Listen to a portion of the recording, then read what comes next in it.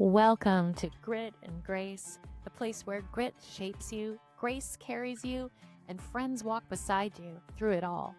I'm Pam Rader, and along with my co-hosts Erin Payne and Brian Thiessen, we're here to laugh, cry, and tell the truth about what it means to be fully human. Think of us as your old friends. We share real stories, a little cowboy logic, and transformational tools. Because here's the thing, life's gonna kick your ass sometimes, but it'll also invite you to rise. And when you've got grit and grace and a few good friends, you will get through it all. So pull up a chair, grab your coffee, and buckle up. Welcome back to Grit and Grace. It's your friend Pam Rader, along with my friend. Hey everybody, Erin here. Erin Payne is in the house. And we have one of our favorite things to talk about where we deconstruct, maybe debunk some of the common therapy speak. I just said to Erin before we got on the air, spiritual douchebaggery that goes on. Where we have these genuine terms, for healing, and we use those terms to cover up the shadow side. We don't actually do the healing. So we're going to talk about these things today so that you don't get caught up in therapy speak or stuck behind terminology that's actually not that helpful to use. To give you an example, I saw an Instagram reel, and this is what triggered this. It was a shadow work coach named Danielle. I don't follow her, but she did a rapid fire list of like some different shadows. And I just was, yes, these are right up mine and Erin's alley. We talk about this stuff all the time. The shadow is usually the thing in your life that's getting the standing ovation. We think of a shadow as something bad, but it's actually usually something you're getting praised for. You're getting applause for. And if it's getting applauded, you can't actually see the pattern that's keeping you stuck. So, as I said, there's so many buzzwords that are overused, misused, and if I'm honest, they're just places to hide bad behavior. And we're going to talk about those. But I think you need to understand what a shadow is and what a shadow isn't, because that's another dumb therapy speak word, shadow. So to me, there's just two sides to every coin, my friends. And so there's the heads and the tails, and there's going to be the good piece and the part that maybe you got to look at because it's in the dark, it's hidden. So if we talk about the shadow piece, it's the hidden piece. It's not always bad, but if we don't look at it, we're never going to be able to get around it. So even positive behaviors that aren't examined can keep us stuck and wondering why if we don't look at what could the shadow of that potentially be. Do you have anything to add about shadow, Erin? I know you use that term a little bit more than I do. Yeah, I love the way you described it, and I really think that shaming the shadow because it's the dark side is not really something that benefits people. So I just really like to talk about it as it's not good or bad. It's just the opposite. It's just what comes underneath the Yeah. light.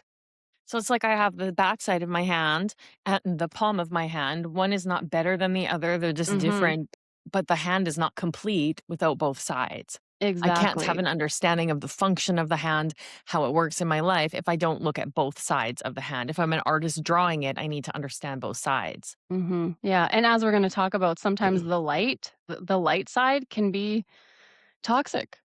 Yeah. So Because then we don't go and look at what's underneath. I'm going to just kind of rapid fire 4 of these in a row, and then we're going to unpack them a little bit. These are some things that struck me. The shadow side of giving grace is just a fancy way of saying that you have no standards. The shadow side of authenticity, yeah, I'm authentic. That's just who I am. Cool. Sounds terrible. The shadow side of boundaries, and this one's huge, and I deal with this in my Mhm. coaching practice all the time. I'm sure you do too. Did you set a boundary, or are you just avoiding having a real conversation? Mhm. And then this is my favorite in the yoga world, the shadow of self-love. You loved yourself so much that you're becoming completely uncoachable and probably kind of an asshole. So Completely intolerable. intolerable. Let's unpack this, like the shadow side of giving grace. I hear this a lot. Well, I'm just giving that person grace. I'm giving them space for grace, especially in relationships that are maybe a little bit one sided. Now, there is room to give grace for people to heal if they're acknowledging that there's something that they need to deal with and you see them doing the work to remedy that thing.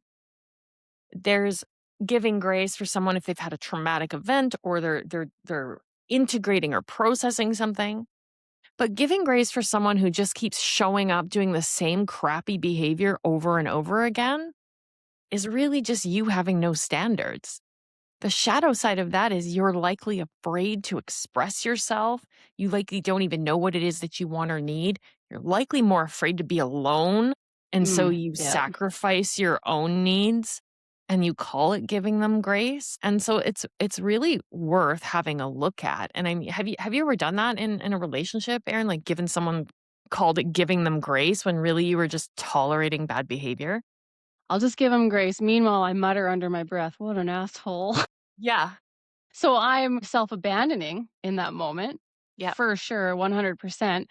And eventually, I give so much grace that it just boils and boils and boils, and now I have resentment and maybe even, like, spazzing out and flashes of anger or whatever, however it comes out. But it's definitely not comfortable to just constantly give someone grace when really what you wanna say is, "That's not cool." And I think that's the thing is we don't actually learn how to say that's not cool. We don't have the communication skills. We haven't been modeled it. So what we call giving grace is often just being a passive aggressive jerk in the background or complaining to our friends about it and saying we're giving grace. But actually what it is an avoidance of ownership, of responsibility for our own well-being, our own emotional state, our own wants, needs, and desires. Because when it comes to bringing forth what matters most to you, no one's coming. Like there's no white knight on horseback coming in, gonna hand it to you. No one's gonna You do it for are you. 100% responsible for identifying, expressing, and then standing for creating standards that will allow you to receive what it is that you want. So if Mhm. you're not getting what you want in a relationship, then you might consider that maybe you need to raise your standards rather than lowering them and calling it giving someone grace. Oh, I've been that's a good guilty. one. That's exactly what it is. Yeah. So it's like it's a standard scale. It's like when I say I'm giving someone grace, if I'm really giving someone grace, I can see they're at capacity. They're Mhm. doing the best they can, and it might be imperfect. They might make a mistake. They might communicate imperfectly, and I go, you know what? At least they're trying, and I can see them making forward movement. That's when I give someone grace. This happens in my current relationship. My partner is working through some stuff, and I continually see him move forward. I continually see him notice things and then make adjustments. And I'll tell you what, if he wasn't making adjustments, I'd be like, don't let the door hit you in the ass on the way out. Because at this stage of the game, I'm not willing to lower my standards and settle for half in kind of behavior. But that was a conversation I had to have with myself and I had to regulate my own nervous system to get to the place where I could do that. Mhm. I was good at giving grace, but it was really just, ignoring red flags and hoping they would go away, and in the process, lowering my standards. And I think your awareness also around you're constantly checking in. Like, is giving grace going to cause me serious pain, or is it gonna? Am I gonna be in turmoil all of the time? Like, you were constantly looking at how is this actually gonna Mhm. affect me in real life, and that played into it as well. And that's because of the gifts you have in your awareness. Yeah. Well, I don't know that I have gifts, but I just in this world a lot and doing that. I once heard, from a business coach, he said, "You don't rise to the level of your hopes and aspirations, you fall to the level of your standards." And I think that that is so true of all relationships. You don't rise to the level of your hopes and aspirations for your relationship. You will fall to the level of the standards that you hold every single time. So if your relationships, whether business, familial, romantic, doesn't matter, are in, you're constantly the one giving grace everywhere and you're constantly feeling maybe unheard, unseen, disregarded, uh, looked over, or like you're the fixer all the time, the rescuer, then maybe it's time to look at raising your standards and learning to communicate your needs. And maybe you stop giving someone grace and you actually call them up to their potential. Because there's another downside, there's a shadow side to giving grace for the other person as well. And that is if I continually if I continually give you grace, Erin, for instance, if I, let's just say that you said you were going to call me every Sunday and you didn't. And I just give you grace because you're going through stuff, whatever. You never have to confront that behavior and its impact on other people. And so all of your relationships will probably suffer from that. If we don't actually give people feedback as to how their behavior lands for us or occurs for us, we don't give them an opportunity to level up. We don't give them an opportunity to choose to align their actions with their impact or to grow. Sometimes also giving grace as in parenting with kids, if we just let them get away with a lot of things and we don't address it, they subtly get the message that my parents don't believe in me. They don't think I can do anything, so they won't challenge me. Yeah. And kids, I mean, kids want boundaries. They respond really well to boundaries. Yeah. And that the up level that you're talking about, Yeah. they wanna rise. And we have this expression in the world that like call people out. I'm going to call him out on that behavior. Calling people out is bullshit. It's just aggressive garbage. What are you 12 on the school playground? You're going to put your dukes up. I'm going to call you out, man. No. Get clear on what it is that hurt you. Get clear on what the standard is and then call people up, invite them up to the standard. And then if they meet the standard, great, they can be in your life. If they don't meet the standard, then you have a decision to make. You do. So stop calling it giving people grace if that's not actually what it is. Let's look at the next one. What do you think about this one, Erin? The shadow of authenticity. I'm just Yeah. authentic. It's just who I am. Yeah, cool. What if who Sounds you are terrible. seems kind of terrible? Yeah. It's just who I am, especially like people pleasing. I hear that all the time when talk about people who are people pleasers. Well, I'm just nice. I'm just a giver. It's just who I am. It's like, all right, but it's costing you. What is it costing you in your life? Constantly giving away your schedule, constantly giving away money, giving away your needs, giving away your peace, your sanity. Like, I guess I'll go do something. I'll go out Saturday night even though I don't want to, and not being able to say no. It's like, well, it's just who I am. The one for me was I'm just a sensual person. And really the dark side of that is there was some limiting beliefs and some wounds that I was trying to gloss over by being a sensual person. What we're essentially doing is trading boundaries and standards for validation Mhm. and then calling it I'm nice or I'm just a sensual person or I'm just a fun person or I'm just intense or whatever that is. I'm authentic. Yeah. You know, and I get a lot of clients, and I do believe that levels of sensitivity, there is such a thing as a highly sensitive person. About somewhere between 10 and 15% of the population are highly sensitive people. And that means, in kind of layman's terms, you and I would plug in a plug into the socket and it gets 110 volts. And that person would plug a plug into the socket and they'd get 240. Mm.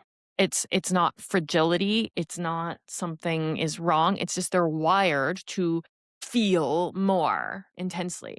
So when I'm speaking about this, I am not speaking specifically to that population, maybe a little bit, but not generally. This is just for the rest of us regular folks. So a lot of people come in, they're like, I'm just sensitive. And so everyone has to monitor everything around me. I'm triggered by everything.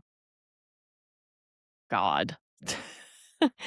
And I'm just sensitive and everyone needs to mind my sensitivity. My God, isn't that the whole world right now? Everyone's offended Yes. by everything. You have Jesus. to walk around everybody right now. Like, how much do we have to pad the room? Mhm. So if you're, saying, oh, well, I'm just a sensitive person. Well, how about maybe the shadow side of that is I lack the ability to emotionally regulate. I lack the ability to ask a question. What else could that mean besides they're rejecting me or criticizing me?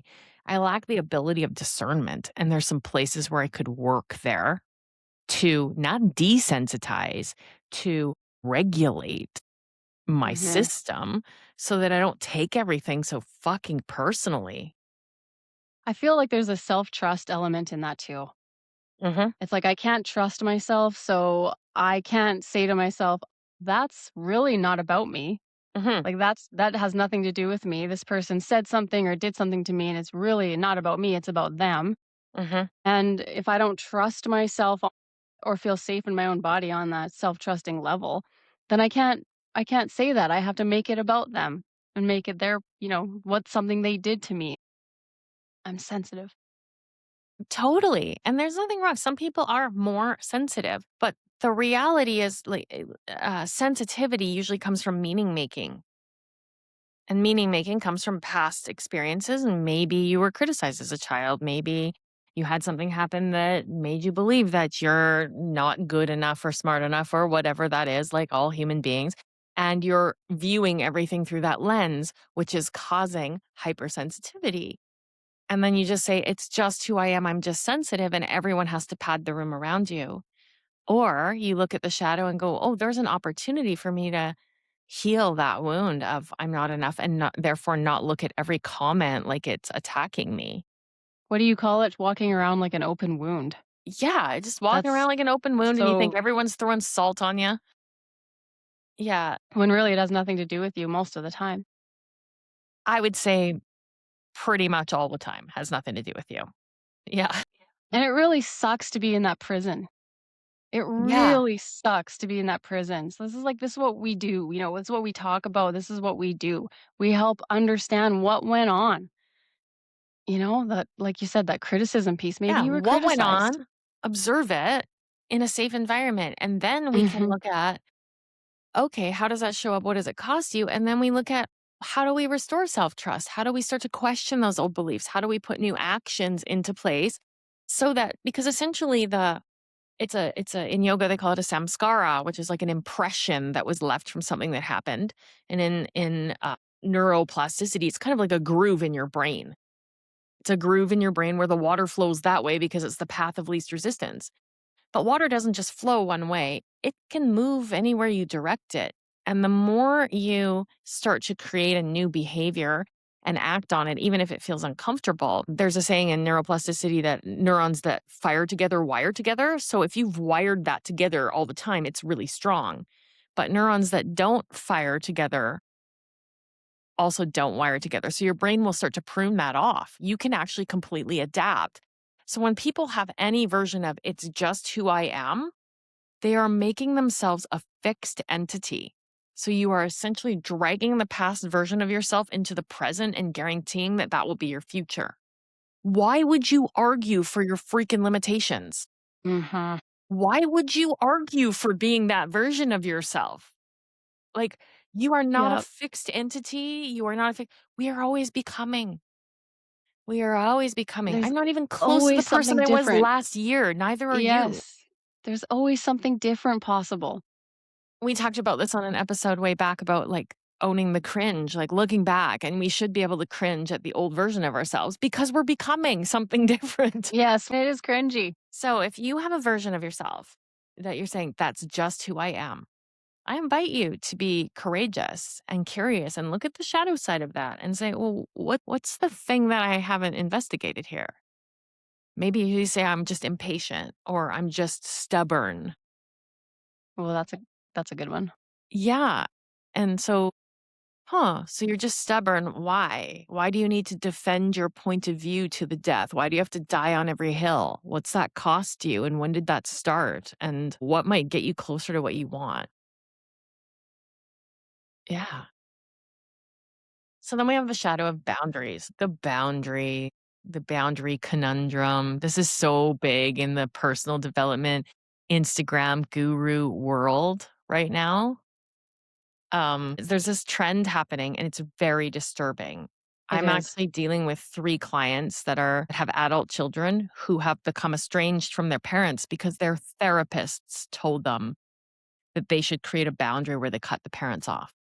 Completely cut off. Now, I Just don't want to diminish the experience of these kids, but I can tell you, I know these parents. I've been working with them a long time. They're decent, nice people doing the best they can. There's no abuse. There's no. So, how is this helpful? And that's not a boundary. That's just No, avoiding doing any real healing or having a real conversation.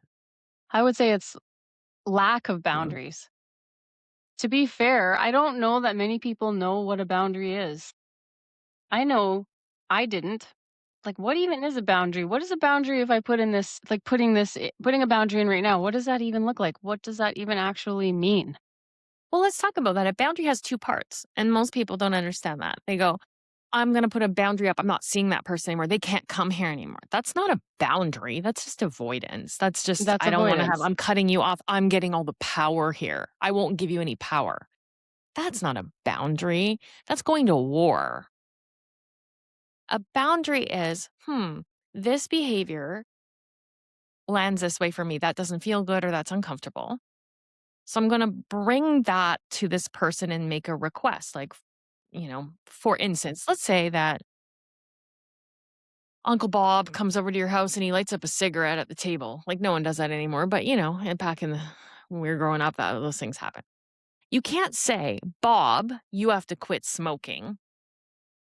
Like, that's not a boundary. That's an ultimatum. And Yeah. you can't say, you know, You're never coming here you're again. never coming here again. That's also not a boundary, but people would say it's a boundary. Oh, he disrespected me. I'm never inviting him again. But I won't tell him that.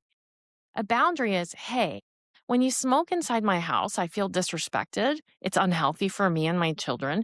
If you choose to do that again, I'm gonna have to exclude you from inviting you, or I'm gonna have to ask you to go outside, or I'm gonna have to ask you to pay for the cleaner, or whatever it is that you decide. But it's like a boundary is two parts. It's like when this happens, this is how it feels for me, and here's the request I'm making. And then the second part is, here's what I will do to protect my peace if you don't honor that boundary. And it's never a punishment, an ultimatum. It's just like, for instance, when my son was going through addiction, I said to him,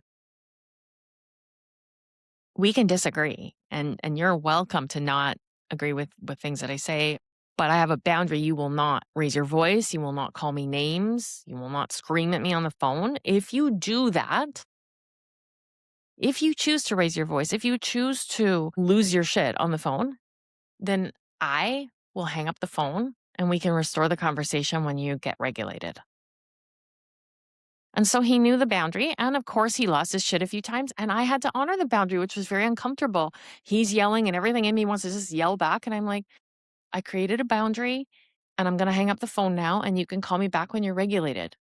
And that became the norm. And then he stopped exceeding the boundary. But it was to protect my peace and my integrity. It wasn't about changing his behavior. He can go yell and scream all he wants if he wants to. I don't have to participate in that. It's you're protecting your peace. It's not about Boundary him. is you protecting your peace. And now we can get back to this estrangement, and kids might say, well, protect my peace, not to have to talk to my parents. Does it? Or do you think about that every day and have to just Right? rationalize and defend why you're being a dick to your parents? Right? Like, there's no way you're just living your life and not thinking about that. You're talking to your friends about it. You're explaining to your aunt why you don't talk to your mother. You're telling your kids why they don't talk to grandma and grandpa. Justifying yourself. You're justifying, rationalizing, and defending. You're in a constant state of war. Yeah. No, I'm not Meanwhile, saying telling everyone else around you that you're capable of completely cutting them off if they don't do what you want them to do. totally. So, how does that bode for the rest of your relationships? Oh, this person will cut off their own mother. So, how safe am I I in a relationship with better them? tiptoe around. Yeah. So now you don't actually have any real relationships because people are afraid to call you on anything. There's no honesty, yeah. Yeah. So, if you're talking about all your boundaries that you got, you might want to check yourself a little bit. Just check it out. If you don't know how to create a boundary, that's a great reason to get a coach. That's a great reason to come and work with somebody like Erin or Perfect. myself. And No one teaches to us how to do boundaries. no, and more so, what's going to happen to your nervous system when you start creating them? It's going to freak out, AKA, Yeah. FYI, I mean, it's going to freak out. Other people are going to freak out and grow three heads because the people who benefit from you having no boundaries don't like it when you get some. When you get some. Yeah. And then your nervous system's gonna have a big response to that. And then you're going to have to hold the boundary and continue the new behavior, creating a new groove in your brain and your nervous system until it becomes familiar and the normal. that's where coaching really helps. And you know, if you can't afford coaching, get a good friend, get a couple of books, and learn about these things and then hold each other accountable. We do this in community. You can't just know better. We all know better and we don't do better. You actually need support around these kinds of things. So if one of these shadows is speaking to you and you're like, yeah, but I'm 45 years old and I don't know how to do this. Great.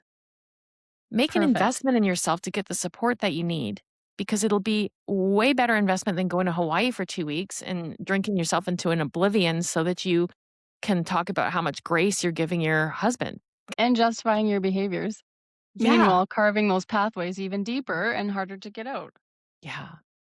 So, To get Aaron, I out of. want you to speak on this one. Love yourself so much that you become completely uncoachable. Well, I mean, I see this everywhere, especially in the yoga community, especially in the yoga community kind of around where I am.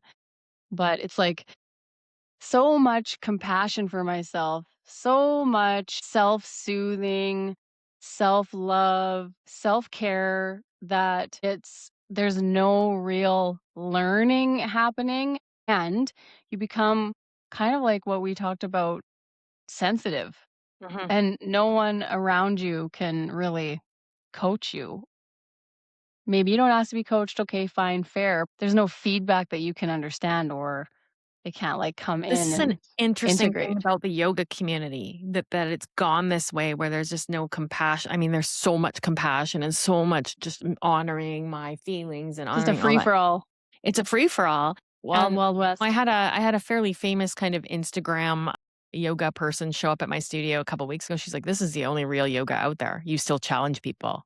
You're actually doing the real yoga. You're challenging their mind, their body."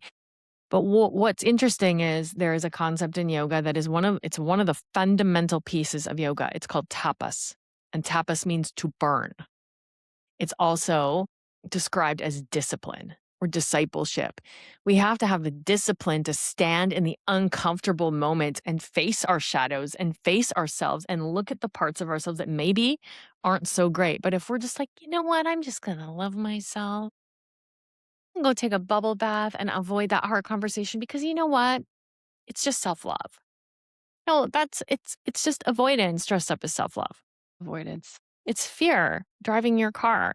And it's also, I'm gonna quote our cowboy again, it's so you can say that about yourself.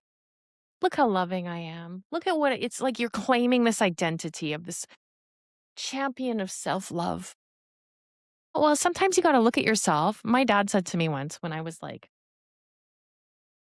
probably like 17 or something. And he just looked at me and he goes, when everyone in the world is an asshole except for you, it's time to look in the mirror. Is it pretty good? It's like that is exactly it. I think that captures it pretty good.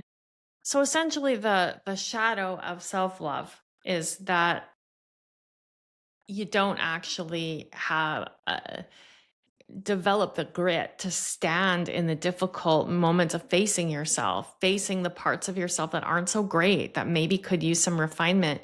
And we have to be able to do that with compassion. You do actually have to have a great deal of self love to do that. And that means that we create the safety. We look at why that happened, look at the patterns, and we learn to embrace like why that happened and love that part of ourselves and thank that part of ourselves, but then also say, listen, Becky, take a seat. You're not in charge here. You are not in charge because I'm working on becoming a more courageous version of myself. Yeah, I love that. And there's okay, what is self-love actually? And Mm. it is, I think you're right. It is looking at those things that might not be so palatable to other people. And I think when we don't do that, everyone around us becomes this intensely crazy mirror Hmm. for us that Hmm. it's just like we cannot handle. Hmm. Yeah. And then the nervous system gets all out of whack and they say the people with the whole like self-love thing. And I'm not making fun of people. There's the extreme of everything, but sometimes being really blunt about it allows us to see ourselves with a little bit of humor. Yeah. And I find when I can see myself and I'm, oh my God, that's gross. And I have a little bit of Mhm. humor about it, I'm actually more uh willing to look at those behaviors. Let's talk about the nervous system, Erin. Nervous system shadow. This is a real interesting one. Not everything is your nervous system firing. Sometimes there's avoidance there and it feels a certain way. And that is something that needs to be kind of looked at and worked on. There's so much Nervous talk system, about the nervous system nowadays, right? And everybody, and I find people are like, I just have to regulate my nervous system, so I'm going to leave now. right. Yeah. And it becomes a permission slip to never confront avoidance directly. We'll talk about what So, avoidance actually is and how that feels and why it's different.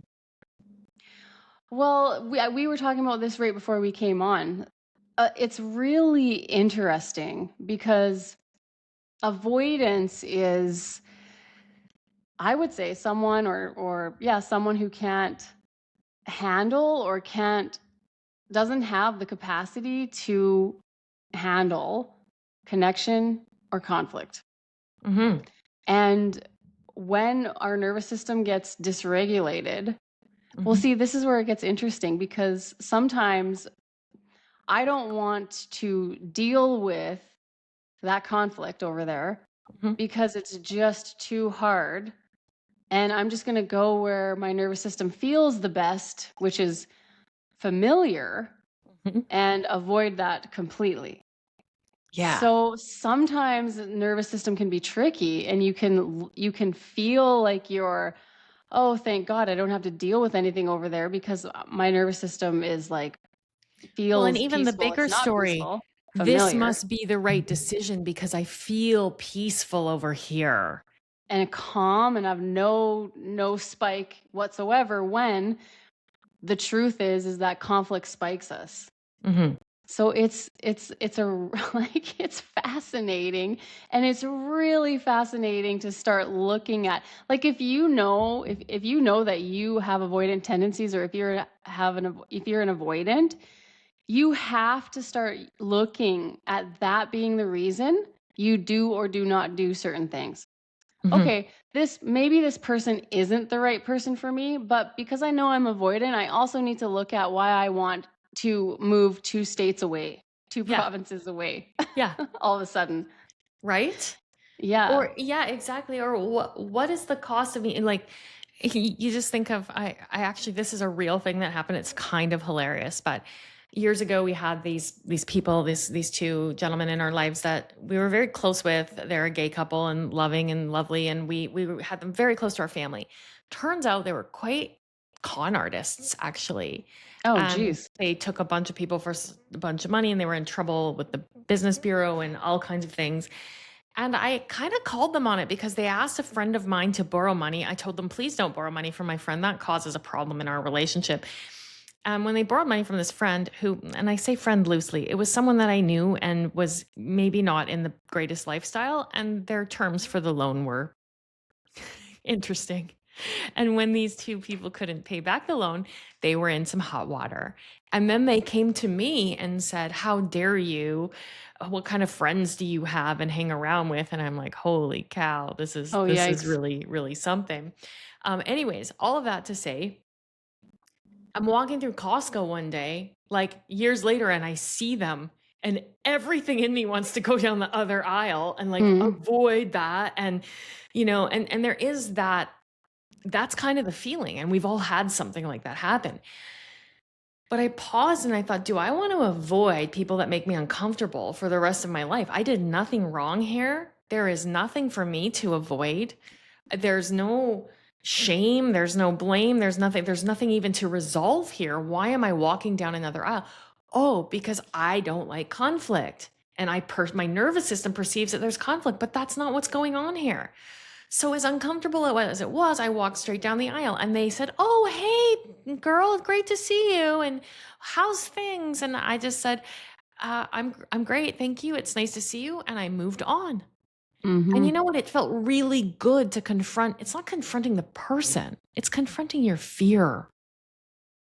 Confronting the Yes, and fear of you we talked proved you were about the safe in snake that and the moment. rope on one of our episodes, and it's like that was a rope. It wasn't a snake. I'm not Oh, doing yeah. business with them. I'm in Yeah. Costco. what's going to That was happen, you great. know? Yeah, that was great. Yeah. Another thing that's shown up for me, because I'm so lucky. I get to have anxious side and avoidant side. Well, It's you're just awesome. Yeah. amazing. Yeah. You've been so blessed. Yeah. So I used to, in the past, create intensity in my relationships because somehow I learned that that's what love should look like, right? And Hmm. so when nothing was going wrong and everything was just normal and just sort of actual peace, actual Hmm. peaceful, I would start to this is so embarrassing. My nervous system would start to look for something that was wrong. Um, I at one time I listened to a song. I listened to a freaking song and got like triggered. There's that word. And got triggered about my boyfriend at the time, and then I went in for an attack on him. And it was because I didn't have the capacity for peace, for actual Hmm. peace. And so then my nervous system spiked. And so that's the dysregulation that I think maybe they're like that's potentially because of an avoid like I don't know, is that avoidant or anxious? I'm not sure. Probably anxious. And I needed more intensity. I needed Well, I something to think be it's just going, your nervous system looking for familiarity. And then, but yeah. in that familiarity, then we're like, oh God, something should be, and you know what? Now I want a relief from that intensity. And that means now I have to move away from this. And so there we get the avoidance. But if one is to actually face that and say, wow, I just created something out of nothing. I just made a Oh thing out man. of no thing because my Yeah. nervous system has that deep groove. And of course, and no wonder, but I'm committed to healing that. So Yes. maybe I'm going to sit in the discomfort of the peacefulness. Yes. I expanded my capacity for peace with your help, actually. Hmm. It's Hmm. like, okay, I want to expand my capacity for real peace, not Hmm. avoidance, but Hmm. real peace. And another little piece of that, though, too, was for some reason, because of however I learned that love looked when I was younger, I needed a big, momentous reaction to show that I was loved. Yeah. I needed him to be like, whatever, get mad, get upset. And literally, after that would happen, I would feel a nervous system familiarity. Oh, Yeah. thank God. Yeah. Yeah. It's just insane. It's Oh, just, thank God. I needed him to blow his lid. Now I feel loved. yeah. Oh. I am infuriating. I feel loved. Exactly. No one will ever love me. Thank God I feel loved. You know, I tried to do that early on in my current relationship, and I have a partner that is just he's very insightful, as you know, at times, and he looks at me, he's like, "Are we doing this? Are you actually gonna make this into something? Because from where I stand, and I know you could talk about your emotions and your stuff, but he's like, this is not a thing." Yeah, And then exactly. everything in me was like, I'm disregarded and I can't, and blah, blah, blah. But I actually have the good sense to shut up Yeah. because he's actually quite calm when he does these things, you know. And I was like, and by the next morning I woke up and you know what, it was no thing, and I saw how I was about to make a big deal out of something that could have caused a huge problem because it's familiar. Because, And yes. again, that's, you know, the nervous system shadow. Yeah. We actually have to look at, is my nervous system running me or am I running my nervous system? That's a great way of putting it. A really great way of putting it. And just one last thing to cap this off. Another sort of thing that I learned is like a secure partner Hmm. can be extremely agitating if you have dysregulated, disorganized avoidance tendencies, right? If your nervous system is guiding you, what did you just say? Your nervous If your system's nervous running system you. is running you, Yeah. a calm, secure, securely attached human across from you is super triggering. Yeah, And they're I don't like triggering because using you that think word. they're What else can we boring. use? But And then your mind goes, there must be something wrong here. And you start building a there must case be. against it and all of Yep. that. And that's your nervous system running So you instead of fascinating. going, wow, I am actually attuned to unhealthy behaviors feeling normal. And I am Mm-hmm. committed. So that's the tapas that we talk about in yoga. I'm committed to standing in this uncomfortable fire so that that can be purified, so that that It's can just be like, dissolved from within me. Yeah, And I this love leads that. us That's right so true. into like triggers, right? And I love this. Triggers. This girl on the Instagram reel, she goes, "Some of you are getting triggered recreationally and you're addicted to it." And I was like, "Oh my God, that's so true." Yeah, it is. It's so true. I think that's what we were just talking about.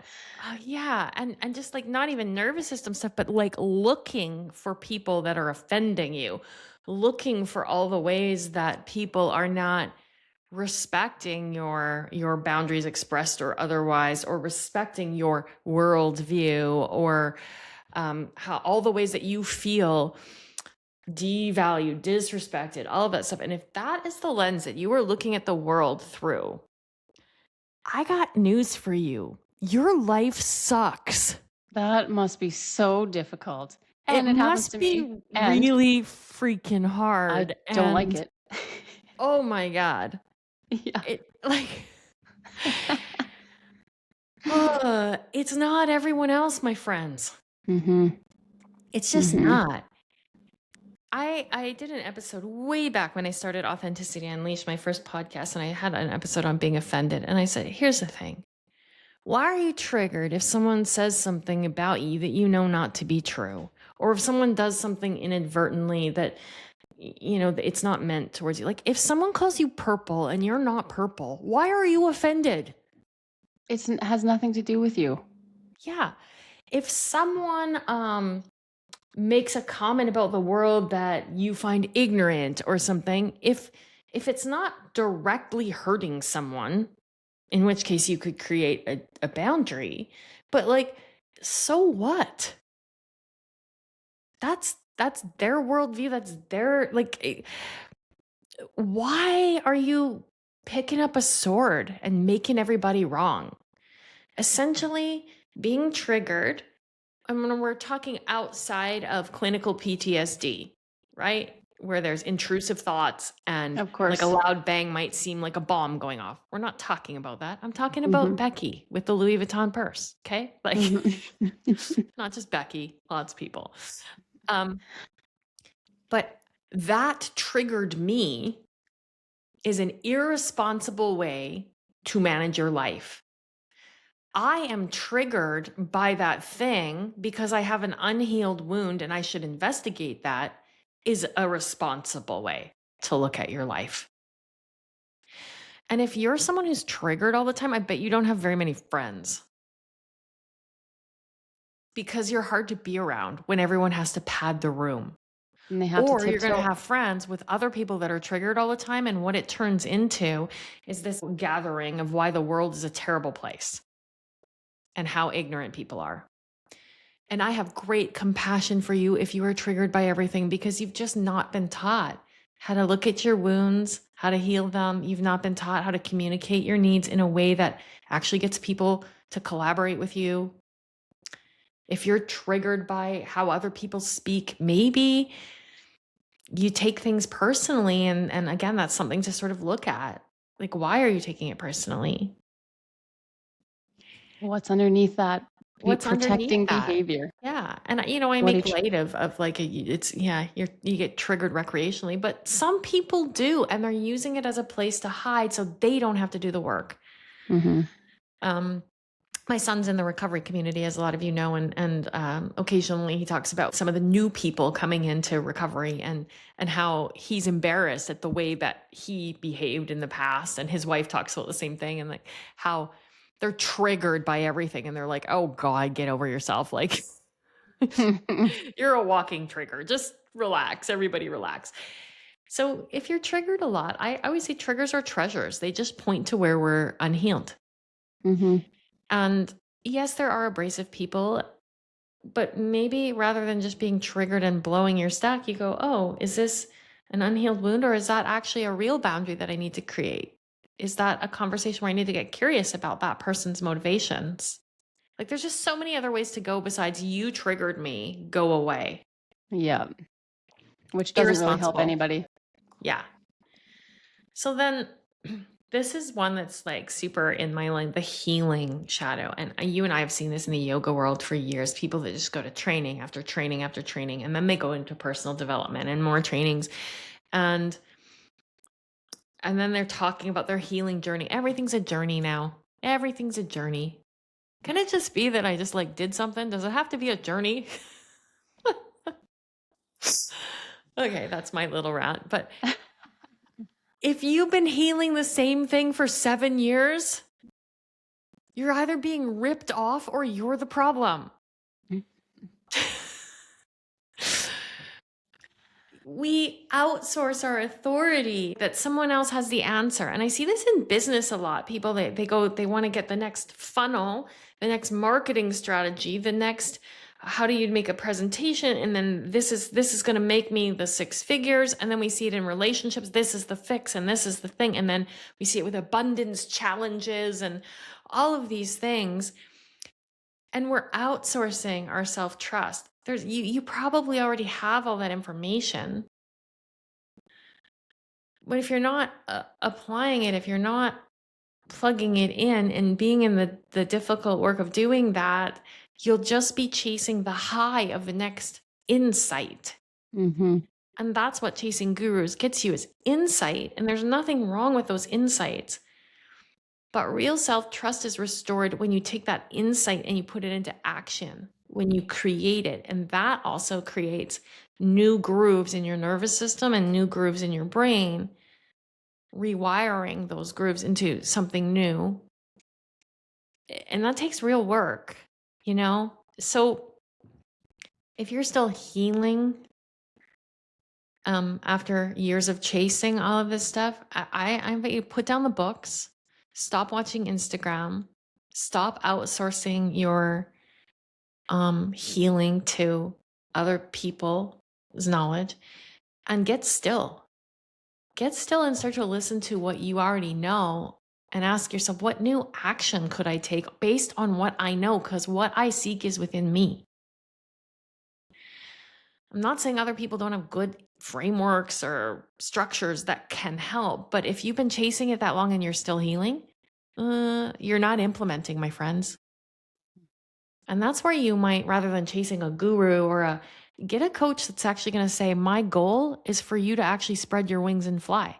My goal is that you see me until you get this resolved, and then you don't ever have to see me again. Mm-hmm. Or you check in once a year, just let me know how you're doing. You don't want a coach or a mentor that continually has you doubting yourself. I recently figured this out about myself too, and I think I called it an enlightenment loop. I was stuck in an enlightenment, you just called it healing, but it was like, oh, I was just wanted to become more and more and more enlightened. And I would hear this for years. Well, you're not broken. Like, what if there's nothing to fix? And then all of a sudden I was like, I'm not broken. Yeah.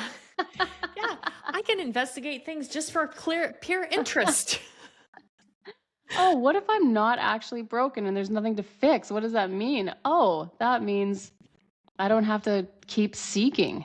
Yeah. And, avoiding what you just said, which is like looking within and trusting myself to know that the answers are there.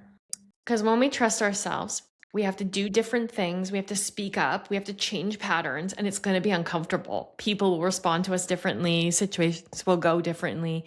We're basically changing the script and not telling other people. And so there's going to be friction. There's going to be ruffling. There's going to be that. And that's what we don't want to face. It's easier to go spend another $5,000 and chase another guru. Mm-hmm. Well worth it though. And then they come home and they go, my partner's not growing with me. I think I have to leave. Avoidant much? Right? There's that sneaky avoidance again. Yeah.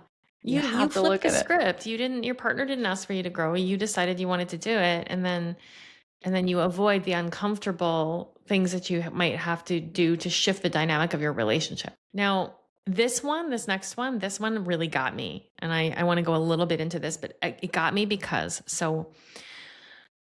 I've been talking about this in my personal life quite a bit, and you have too. We've been talking about abundance. And this girl, Danielle, on Instagram, she said this, and I was like, wow, this was a little bit of not a trigger, a revelation for me, because I hadn't thought about it like this before. But as soon as she said it, I was like, ooh, there's something here for me. She said, you want abundance. but you don't want accountability, visibility, criticism, risk, or discomfort. Mm. And I was like, ooh, I don't mind visibility. I don't even mind criticism.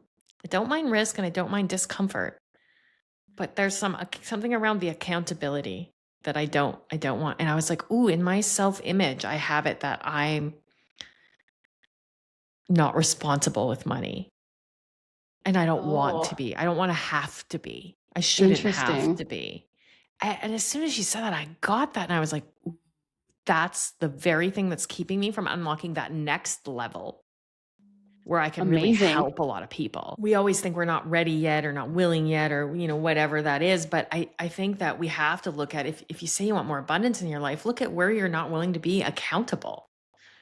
Maybe you don't want to show up on, and do some presentations to go make some more sales because you're afraid of the visibility and the criticism that might come. Maybe you're afraid of the rejection of asking for that next sale or taking the risk or creating a business that no one else understands, which both you and I have done. It's a risk. And maybe you're afraid of feeling uncomfortable because you're doing something different than everybody else, or uncomfortable with having more than the people that you surround yourself with, having to apologize for being wealthy. So there's a lot around there, the shadow side of, the abundance. I want abundance. And then there's all of that in the way. So let's look at this in terms of, the standing ovation metaphor. The highlight reel that you narrate to yourself, the places that you get applauded for, like, oh, you're so independent, you're so easygoing, you're so, I love how calm you stay in difficult situations when you're really just shut down. Like the Right. places that you get applauded for, they may be leading you somewhere great. And if you want to go next level in your development, it might be valuable to say, and what else? What's the shadow side of that? Because the story might technically be true, but it's edited to make the avoidance look like virtue. There are some communities out there. There's like I had a fellow who was in a men's group, and I'm a big fan of men's groups. I think men should have a place to talk and be vulnerable and like all of that. And there was this one particular men's group that this person belonged to, and he's like, I need community and I really want support. And actually, what I realized was he just wanted validation for his excuses. He was going there, he goes, I'm with like-minded people. And it was just a bunch of like-minded people complaining about their limitations and offering their excuses and then validating each other's excuses. That's not really wanting community. That's wanting validation. Community is going to give you a diversity of perspectives. Community is going to have someone that challenges you. Community is going to have someone that calls you up. Community might have some people that validate your excuses, and they're going to have some other varieties. So if you really want to heal, you got to get out there in community and be willing to open up to new perspectives. That's the key. Willing to open up to new perspectives. I mean, those pathways can get grooved pretty hard. And when you hear something that doesn't align with what you think, then we can immediately push it out. Yeah. It's like if you can just, oh, that's a different perspective. Maybe I should look at that. There's a lot of gold in that. Yeah. So wherever the standing ovation is in your life, for me it was independent, hardworking, intense, whatever. A lot of that was just like avoiding dealing with my marriage, dealing with feelings of inadequacy. Mm, And I know for you, like easygoing, personable, fun, and that was you like people pleasing, avoiding conflict or confrontation. completely. Yeah. So they were clapped for, but the shadow side of those traits had a cost. So let's like rapid fire a couple of ones Shadows. that come to mind. The Self-awareness self-awareness shadow. shadow. You know why you are the way you are. Now what? Yeah. You know. Acceptance shadow. You call it acceptance because I gave up is too depressing. Yeah. And like So grace, true. authenticity, boundaries, and self-love, they're all just places that we can hide, really.